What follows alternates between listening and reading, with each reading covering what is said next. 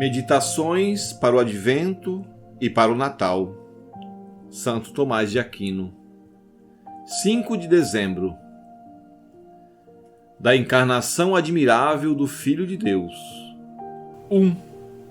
Este mistério, entre todas as obras divinas, é o que mais excede a razão humana, pois nada pode pensar-se mais admirável entre as obras de Deus do que o fato de que seu Filho, verdadeiro Deus, se tenha feito verdadeiro homem, e porque isso é admirabilíssimo entre todas as coisas, segue-se que todas as outras maravilhas se ordenam à fé deste grande mistério, em virtude do princípio de que é o primeiro em um gênero e causa dos demais. 2. Confessamos esta encarnação admirável de Deus, ensinada pela autoridade divina, pois se diz: e o Verbo se fez carne e habitou entre nós. João 1,14. Mostram também isso abertamente as próprias palavras de nosso Senhor Jesus Cristo, quando fala coisas humildes e humanas, dizendo: o Pai é maior do que eu. João 14,28. E a minha alma está numa tristeza mortal. Mateus 26,38. Tudo o que lhe convinha por conta da sua humanidade, e sempre que de si mesmo diz coisas sublimes e divinas, eu e o Pai somos um. João 10,30. Tudo que o Pai tem é meu. João 16,15. Dizia tudo quanto lhe corresponde segundo a sua natureza divina. Também povoam isto os feitos que se leem acerca do Senhor, pois o haver tido temor, o ver-se entristecido, o ter fome, o morrer, manifestam a sua natureza humana. E quando curou os enfermos com seu próprio poder e ressuscitou os mortos e se impôs eficazmente aos elementos naturais do mundo, e expulsou os demônios e perdoou os pecados, quando ressuscitou dos mortos com sua própria vontade e, por último, subiu aos céus, demonstrou a sua virtude divina. 3. Entre todas as criaturas nada há tão semelhante a esta união da natureza divina e humana na encarnação do que a união da alma e do corpo.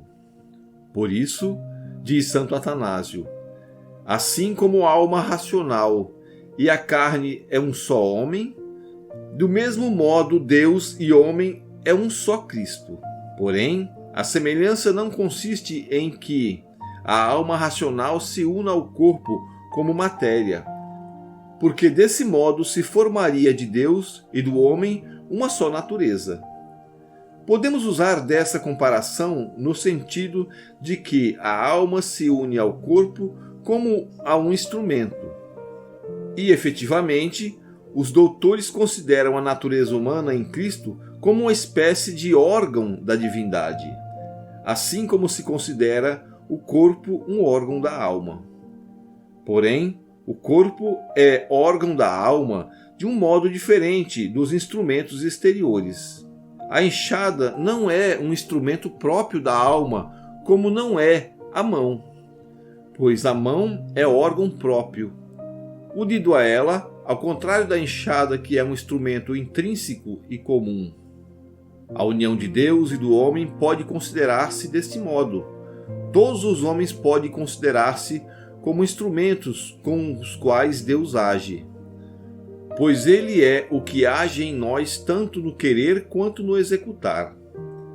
Todo homem, em relação a Deus, é um instrumento exterior e separado, porque é movido por Deus, não para suas operações próprias, mas sim para as operações comuns de toda a natureza racional, como entender a verdade, amar o bem e fazer o justo. Mas, pelo contrário, a natureza humana de Cristo executa instrumentalmente operações próprias somente de Deus, como purificar os pecados, iluminar as mentes com a graça e introduzir na perfeição da vida eterna. A natureza humana de Cristo é, em relação a Deus, como um instrumento próprio e unido, como a mão é para a alma. Este exemplo nos dá somente uma ideia opaca, pois deve-se entender que o Verbo de Deus se uniu à natureza humana de um modo mais sublime e mais íntimo.